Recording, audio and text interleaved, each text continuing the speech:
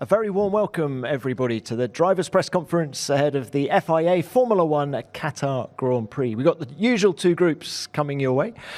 Group 1 in front of us now. Left of screen, we have Liam Lawson, Ollie Bearman in the middle, and Kimi Antonelli right of screen. Very warm welcome to you all. Hope you all had a good journey over from Vegas. Kimi, can we start with you and just reflect for a moment on what happened on Sunday in terms of your finishing... Saturday, you mean? Saturday, very good point. Thank you for picking me up on that. Look, in terms of your finishing position, not your best result this year, but in terms of execution, was that your best race of 2025? I think it was, definitely, because we executed everything very well. Obviously, the strategy was pretty crazy, but we made it stick.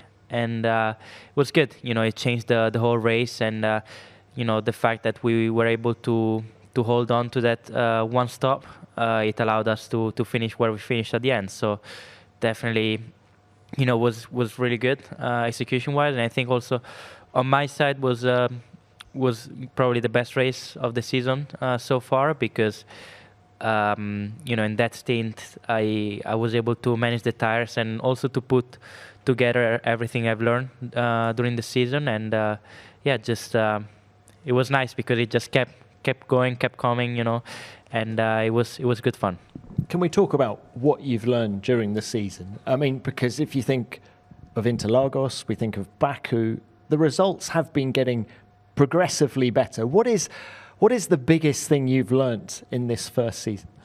Well, there's many things that I've learned in the season, but definitely, we can go. I've learned definitely what I understood a lot better about my needs on the track, off track, but as well, on the mindset. I think having the right mindset before going into a session is crucial. Having the focus on the right things, on the important things, and not just focusing on the final result, just focusing how to get there, and that means doing everything right, and then a lot of other bits, but I think so I grew up a lot during the season. I became more mature, especially overcoming the difficult moments really made me grow, and now I can handle situations better. Of course, there's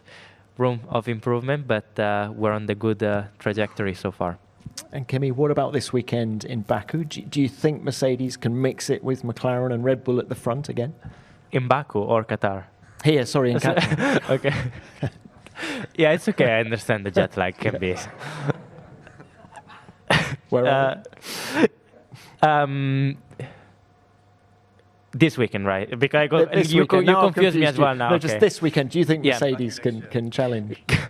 I mean, you never know. I think last year actually Mercedes was quite strong especially in qualifying. So hopefully we can be as strong or even better. Of course, this year has been a bit of a funny trend. In the tracks where we were meant to be good, we were not so good. But in other tracks where we were we were actually pretty good. So I think we'll see tomorrow. But the important thing is to start with the right foot, good rhythm, and just having a nice progression during the whole weekend. But really looking forward to it. To be fair, obviously last two races of the season, and really aiming to finish on a high.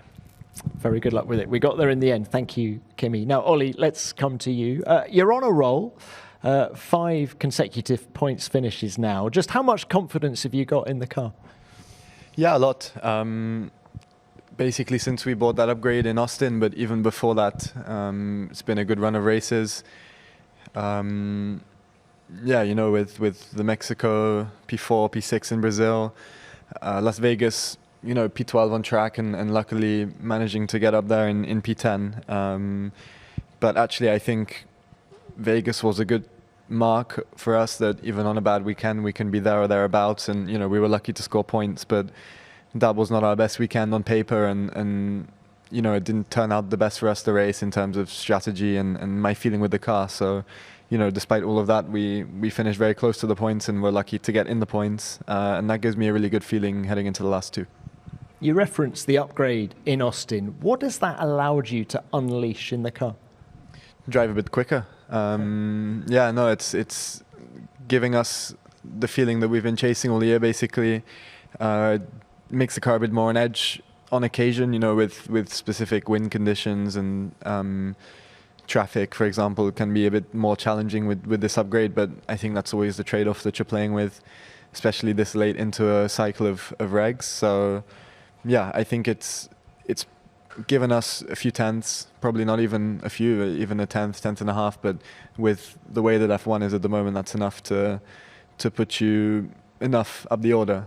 So of course it was a risk taking that upgrade this late into the season with the new regs next year, but I think based on our position and that every constructor's position is incredibly valuable to a team like Haas, I think we've done the right call. And do you think the car will suit the fast sweeps of the Lusail circuit? I hope so. I mean, the team had a good race here last year, and with our car characteristics, I mean, when I was looking at the last 5 or 6 events, Vegas was the one that I was least looking forward to, and to come away there with with 2 cars in the points really tells me that we can fight on any track. So it's less really down to car performance and more down to execution and getting that right. We know that quali is incredibly tight, so it's just about putting the car in the perfect window and executing. First full season in Formula One, almost done. Just where do you think you've improved as a driver this year? I think using my speed and taking the right measured risk in the correct moments is something that I've improved on, because coming from F2 where free practice you put the car already on the limit in lap 2 or lap 3 because you have one set of tires and the tires are degrading a lot, so you need to find out what the car is capable of before you get into quali. But then generally on an F1 weekend you have so many sets of tires and so many sessions that you have time to build up, and that approach is something that I haven't really taken since Formula 4, because when you're in F3 and F2 you have no time on track and no tires, so kind of resetting my driving my approach back to building up step by step and slowly finding out the limitations of the car, because at the end Friday, not this weekend but a general Friday with just FP1 and FP2 doesn't really matter that much. The main thing is that you correct the balance and get the car in the perfect window, and then on Saturday is really when you start to go for it and push a bit more. So that and also structuring my weekends a bit better. It's so much more busy here in Formula One compared to what we've been used to, so managing even the energy levels even across the full season. So there's a lot of things, but I'm also glad that it's been going well the second half and want to finish now on a high. All right. Well, good luck with that. Thank you. And Liam, let's start with season reflections from you as well. It's been a roller coaster of a year for you. What's the biggest thing you've learned? I think with how many races we have, that you just don't have time to really dwell. I think it's important that you obviously reflect on each weekend and you try and take the positives and try and learn from each weekend, but that to go through this many weekends and trying to not get stuck up on something or caught up in emotion is very tough. So as an example, last weekend to have a very smooth weekend all the way up to the race and be in a great position, and then a very small mistake throw that all away. It's extremely frustrating, but obviously we're racing again this weekend and you just don't have time to dwell on it too much. Let's look at the positives from last weekend, though. The quali pace was good. Just how difficult has it been to get a one lap out of the car this year? I would say it's definitely been more of a struggle for me. I think the car's been very quick, and I think that's been what we've really worked on our side a lot more this year, trying to extract one lap out of the car and out of me, and I think that it's got a lot better through the year. Obviously, Vegas was very specific. It was more like 12 laps than 1 lap with the way quali was, but I think it's been getting better through the year, and with how close it is, it's just putting everything together. I mean, in a whole weekend trying to execute everything is hard enough. So that's been really the challenge in a season that's this close. And it's also why when things don't go smoothly, you can lose quite a lot. Vegas, Qatar, they're polar opposites almost in terms of what you need to be quick. Do you think you can deliver this weekend here? It's kind of like what Kimi said. We've had a lot of races we expected to either be quick at and not be quick at, or we've had a tough race last year. For us, Qatar last year was probably one of the hardest. So I'm hoping that means that for whatever reason we're good this year, but it's very hard to know. So it's a very different track to Vegas, but yeah, I think we're in a much better place now with the car than we've been last year. We have a better understanding, but obviously being a sprint, it's going to be a challenge for sure. But I think hopefully we can have a good weekend. All right, thank you for that. Thanks all three. Let's now open this to the floor. We will start with the broadcasters and David Croft. Yeah, David Croft, Sky Sports F1. Kimi, let's ask you. 48 laps on the hard tyre. Amazing. Could you have done that in the first 3 or 4 races of this season? And if the answer is no, what changed in you over the course of the year that you could deal with being asked to do a strategy like that? Well, definitely no. I wouldn't be able to do it at the start of the season. I think, during the season you learn a lot. Obviously, you go through different compounds. It's not the same compounds every races, but to be fair, the C3 has been a compound that I quite liked as well, among with the C4 and C5. So I think just during the season you understand. Obviously, track to track is different, but you understand the behavior of the tire, and also you try to explore a little bit, whether in practice or in the race, with different pushing level, and see how the tire responds.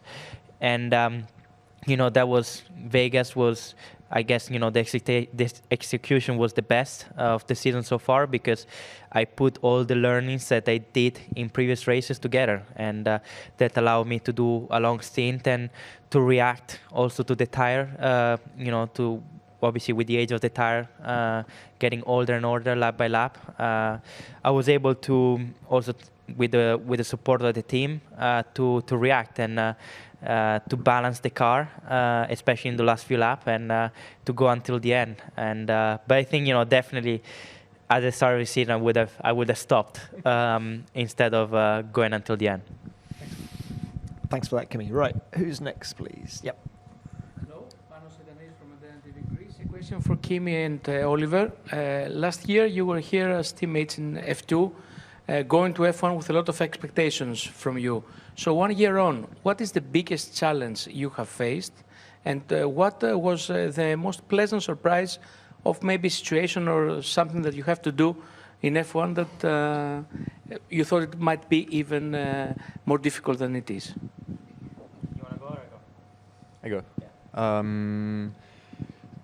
Biggest surprise or biggest difference, I would say, is probably how busy you are compared to F2. We do almost double the races in Formula 1, but also away from the track, a lot more activations with partners, a lot more media commitments. So, for example, next year we start already in week 2 or week 3, and so there's not really breaks like we had and what we were used to in Formula 2. So your energy level, it's one thing driving the car, but the other thing is arriving at the track always 100% ready to go.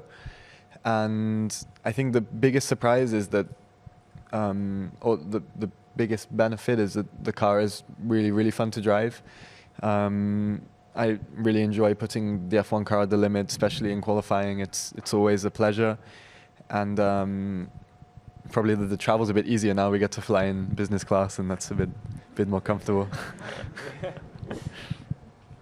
I think the biggest surprise. Well, also definitely the commitments that you get to have during weekends, but as well outside race weekends. I think that has been one of the biggest factors and one of the biggest learnings as well. Trying to manage the energy the best way as possible, trying to move things around just to in your own benefit. So definitely that has been the biggest challenge. I'm not gonna lie, there were moments in the season where I felt pretty drained, but now obviously I know what to expect much better, and I think also next year is gonna be a bit easier, because obviously going through this year and experiencing all this kind of stuff will help for next year to be also more in control of the situation. But on the other side, you get to drive these amazing cars. They're extremely quick, and it's a lot of fun, especially in qualifying. The limit is so high that it's fun to go out there and try to discover how much you can push the car. So it's been a lot of fun driving the car, and I'm not gonna lie. Also, some tracks that they were not so fun, maybe in F2. With the F1, they were a lot more fun to drive. So I think it's been very special to have the opportunity to drive such a car. And obviously next year is going to be a big difference, but we still get to drive the fastest car in the world. Kimi, which circuits come alive in a Formula One car?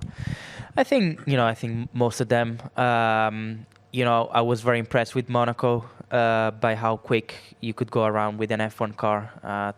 For example, that's one of them. But if I go, also Barcelona was pretty special with the F1. I mean, getting the last corner flat in qualifying is pretty incredible.